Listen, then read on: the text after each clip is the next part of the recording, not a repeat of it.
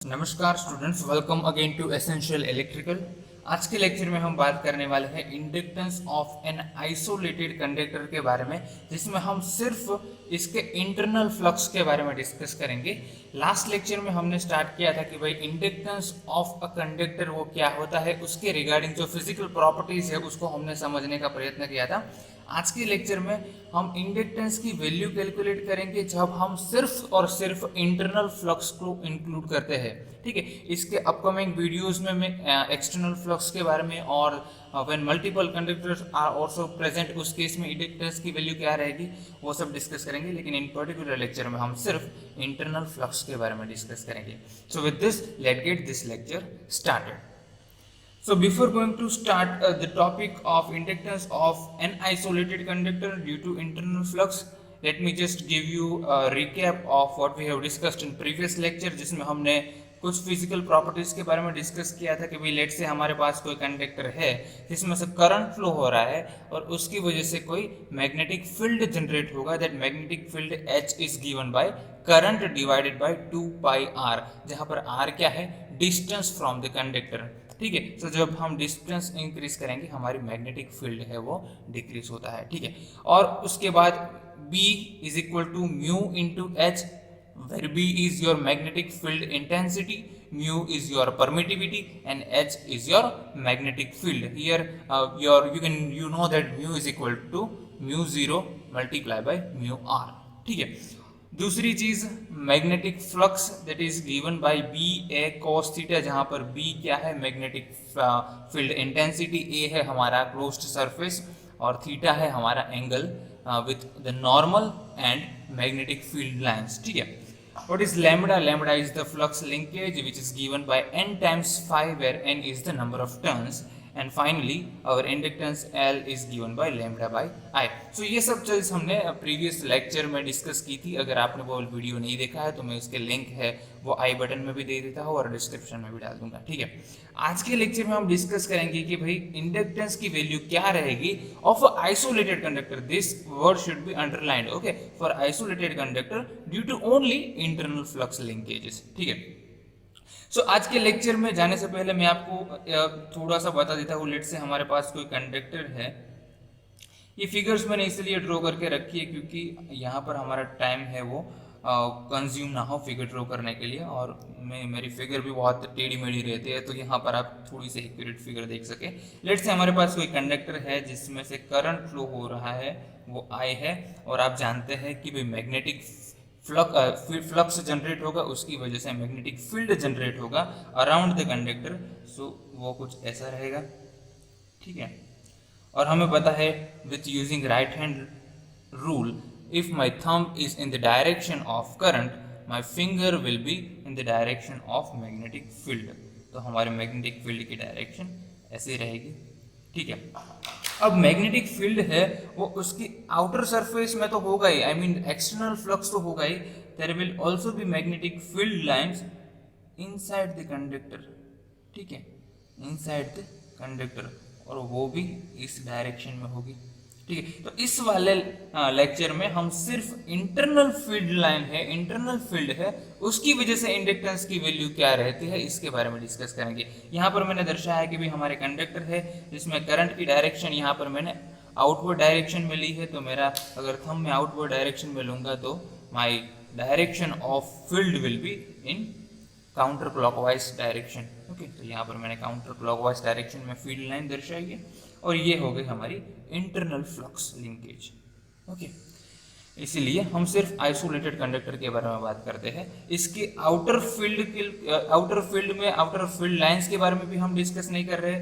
इसके साथ कोई दूसरा भी कंडक्टर हो सकता है, दैट हम यहाँ पर आइसोलेटेड कंडक्टर के बारे में बात कर रहे हैं, वो आइडियल केस है। एक्चुअल सिचुएशन में आइसोलेटेड कंडक्टर नहीं रहेगा। अगर ट्रांसमिशन लाइन की बात करूँ, so there will be always another conductor with a conductor, okay, so there will not any isolated conductor, but यहाँ पर हम assumption कर रहे हैं कि ये हमारा कंडक्टर वो आइसोलेटेड है, और उस केस में हम सिर्फ इंटरनल फ्लक्स को कंसीडर कर रहे हैं। नेक्स्ट लेक्चर में एक्सटर्नल फ्लक्स को कंसीडर करेंगे, और उसके नेक्स्ट लेक्चर में हम और एक कंडक्टर है उसको यहाँ पर बाजू में लाएंगे और देखेंगे कि भाई इंडक्टेंस की वैल्यू में क्या क्या चेंज हो रहा है। ठीक है, तो ये हो गया हमारा कंडक्टर जिसमें से करंट आई फ्लो हो रहा है, उसकी वजह से जो इंटरनल फ्लक्स है वो कुछ ऐसा है।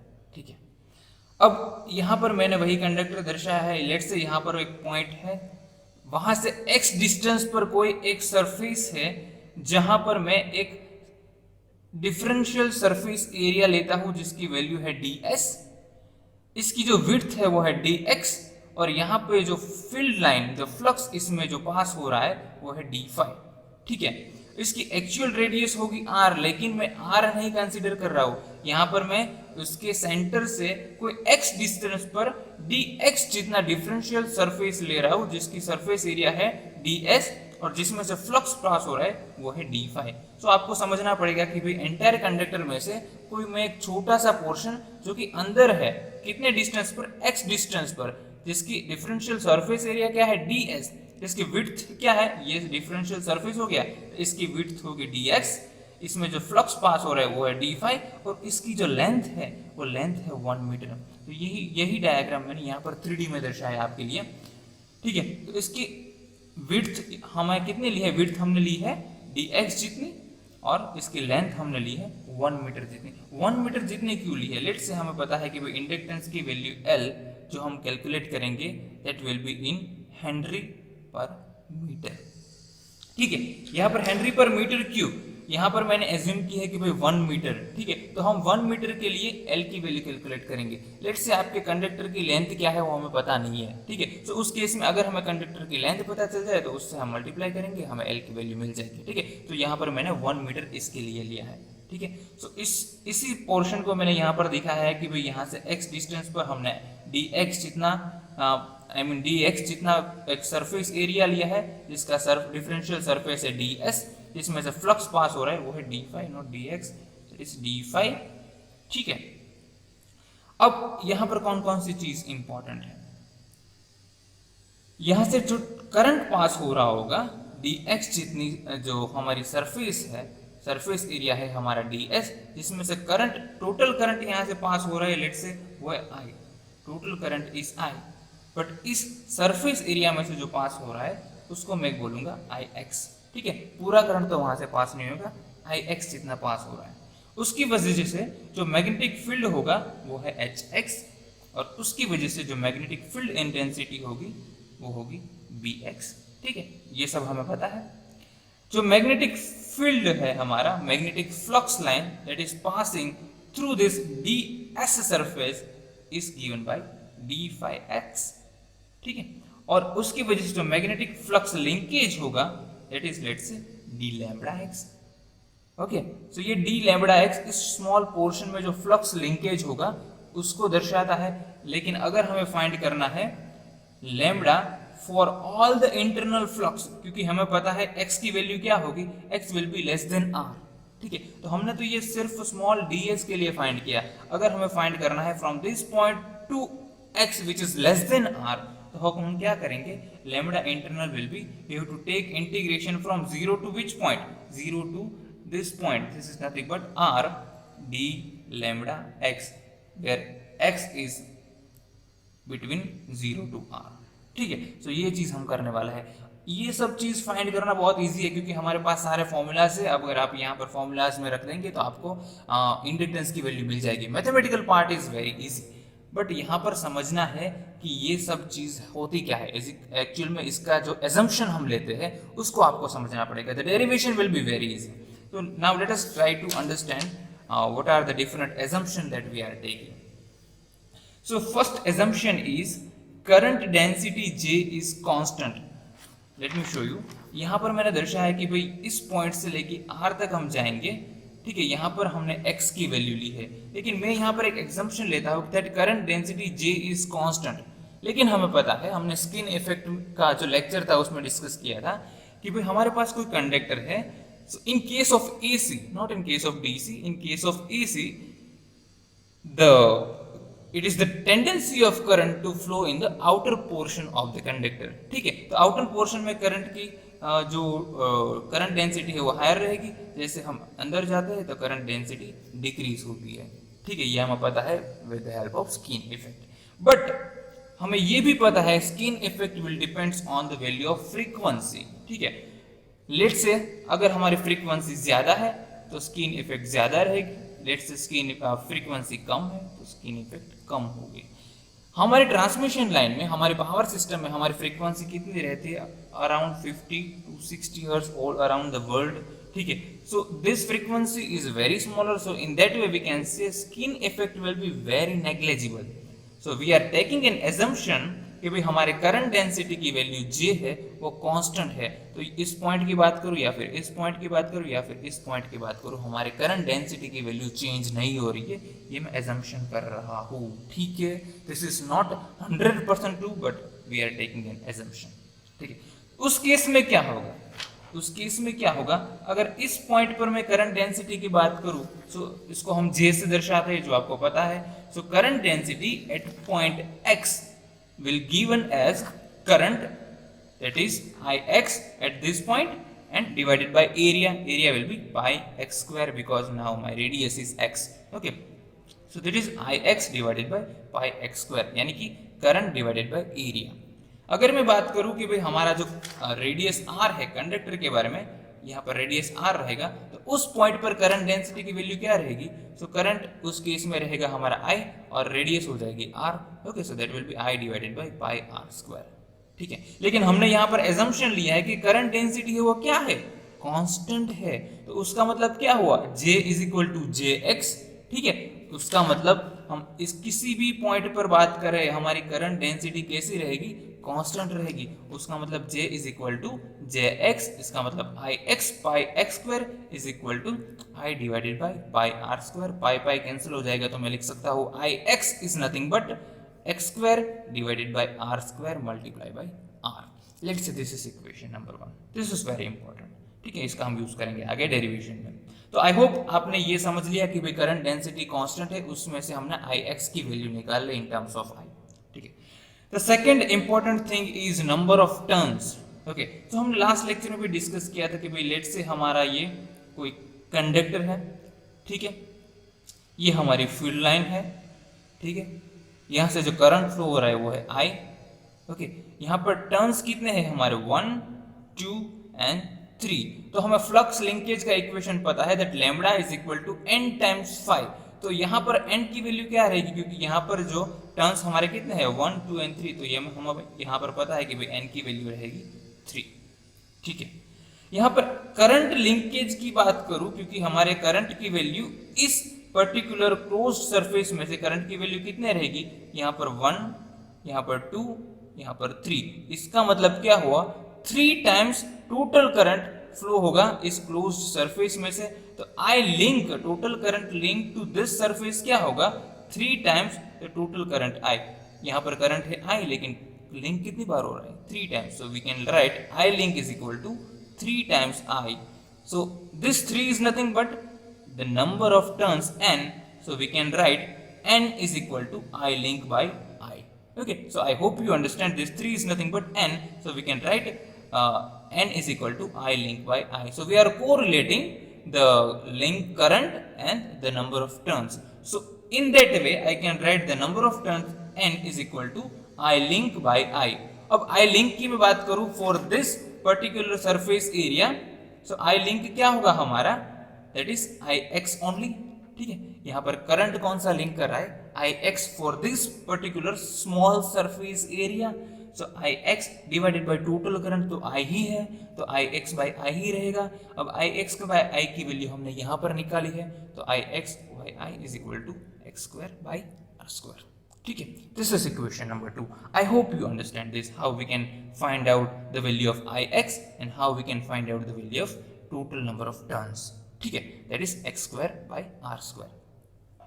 अब नेक्स्ट इंपॉर्टेंट चीज है that is permittivity, I am sorry the permeability, that is mu is equal to mu 0 into mu r। और हमें पता है कि म्यू r की वैल्यू 1 रहेगी for non magnetic materials like aluminium, like copper, ठीक है। तो इसकी वजह से हम लिखेंगे mu is equal to mu 0 only, that is 4 pi into 10⁻⁻⁷। And the fourth is, let's say I am redrawing that surface area that is ds, जिसकी width कितनी है dx हमें पता है, लेट मी शो यू, इसकी width कितनी है dx हमें पता है और इसके लेंथ कितनी है 1 मीटर, ठीक है। तो ये सरफेस एरिया मैंने फिर से यहाँ पर ड्रॉ कर लिया। इसमें जो फ्लक्स पास हो रहा है वो कितना है d फाई, मैंने यहाँ पर भी दिखा है, यहाँ पर भी दिखा है, कितना है d phi.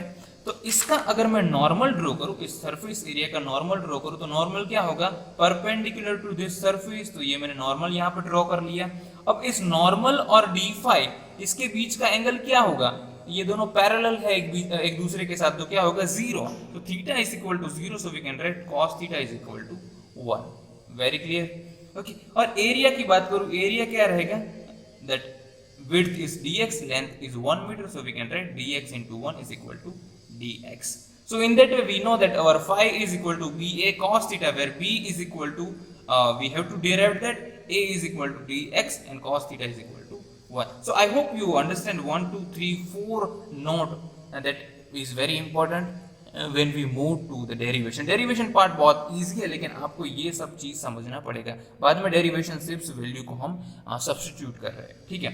So I hope you understand that the current density J is constant. I hope you understand how we can find out the number of turns, how we can derive the permeability and also this theta and E terms. Okay. Now let's start the derivation. So derivation हमें पता है hx. Let me just show you. We'll go in this step. So सबसे पहले हमने ix की value find की, अब hx करेंगे, bx करेंगे, in that way we will find out the value of inductance internal, ठीक है, L internal। तो hx हमें पता है, hx का इक्वेशन हमें याद है, that is I divided by 2 pi r, ठीक है। so यहाँ पर hx की बात करेंगे तो आएगा ix 2 pi x, okay। now we have to substitute the value of ix in equation number 3, क्योंकि हमें पता है ix की वैल्यू क्या है, ix is equal to x square by r square multiply by I। तो इस ix की वैल्यू को अगर हम यहाँ पर सब्स्टिट्यूट करेंगे तो हमें hx का इक्वेशन मिलेगा xi divided by 2 pi r square, ठीक है। now the next is bx find करना है, ठीक है। तो bx कैसे फाइंड करेंगे, bx का इक्वेशन हमें पता है mu into h, that is mu into hx। अब हम पता है कि भाई mu is equal to mu into mu zero, I mean mu R into mu zero, और म्यू आर की वैल्यू हम 1 कंसिडर करेंगे, तो mu is equal to mu zero. H X की वैल्यू यहाँ से डालेंगे तो mu zero X I divided by 2 pi R whole square, ठीक है। अब डी फाई एक्स क्या रहेगा, बी ए कॉस थीटा हमें पता है, लेकिन यहाँ पर आएगा बी एक्स, ए की वैल्यू क्या है, ए की वैल्यू है डी एक्स इंटू 1, जो कि हमने यहाँ पर फाइंड किया था, a is equal to dx into 1, okay, so that is why we are writing only dx and cos theta is equal to 1 also, ठीक है। so bx की वैल्यू यहाँ से पुट करेंगे, so that is mu 0 xi 2 pi r square into dx, ठीक है।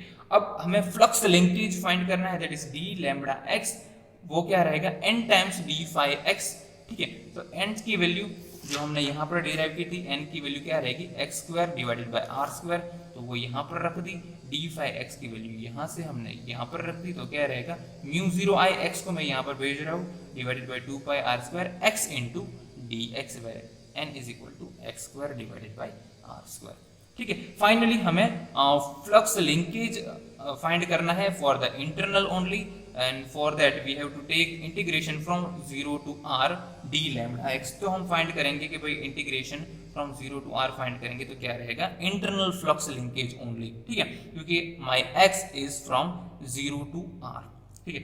तो यहाँ पर कांस्टेंट टर्म है, इसको मैं बाहर निकाल लेता हूँ, तो कांस्टेंट रहेगा हमारा, क्योंकि x की सापेक्ष में हम वो इंटीग्रेशन कर रहे हैं, सो हमारे कांस्टेंट रहेंगे mu 0 i 2 pi r raise to 4 and X square यहाँ पर है, x यहाँ पर है, तो बन जाएगा एक्स क्यूब डी एक्स, ठीक है। अब integration X cube D X करेंगे तो यहाँ पर आ जाएगा X raise to 4 divided by 4, और लिमिट लगाएंगे तो बचेगा R raise to 4 divided by 4, ठीक है। तो r रेज़ टू 4 कैंसिल हो जाएगा, this 4 into 2 that will be 8 pi, okay, so answer will be mu 0 I divided by 8 pi। this is very much important, okay, इसलिए मैंने यहाँ पर highlight किया है, ये आपको याद भी रखना है।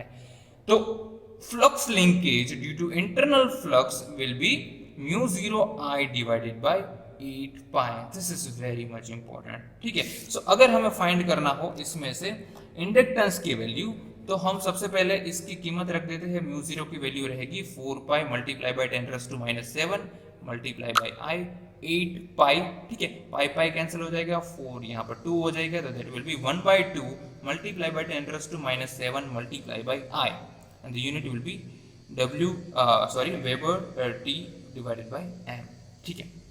So that is the flux linkage internal. Now हमें पता है that inductance L internal is equal to flux linkage divided by the total current. So total current will be cancelled out. So finally our L internal will be 1/2 multiplied by 10⁻⁷ Henry per meter. Now यहाँ पर एक चीज ध्यान में रखने जैसी है कि ये टर्म है वो कांस्टेंट है, it is not changing, it is the independent of the radius of the conductor. So यहाँ पर लेट से हमारे कंडक्टर की रेडियस इतनी होगी या फिर कंडक्टर की रेडियस इतनी होगी, हमारे इंडक्टेंस की वैल्यू चेंज नहीं होने वाली। लेकिन हाँ, अगर हमारे कंडक्टर की लेंथ ये है और हमारे कंडक्टर की लेंथ ये है, तो उस केस में इंडक्टेंस की वैल्यू चेंज होगी, क्योंकि ये 1/2 मल्टीप्लाई बाई 10⁻⁷ हेनरी पर मीटर है, ठीक है। So the value of inductance will depends on the length of the conductor, not the radius of the conductor.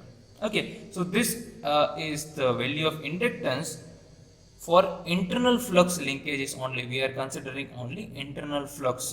ठीक है, that is given by 0.5 10⁻⁷ Henry per meter.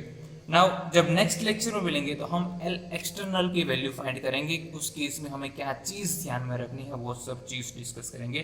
I hope you understand each and everything, I hope you enjoy this lecture. If you have any doubt regarding any topic और any equation और any assumption that we have discussed in today's lecture, you can contact me or you can comment in the comment section. अगर आपको ये video अच्छा लगा है तो आप इस वीडियो को लाइक कर सकते हैं, शेयर कर सकते हैं, और अगर आपने चैनल को सब्सक्राइब नहीं किया तो चैनल को सब्सक्राइब कीजिए। Thank you so much, see you guys in my next lecture.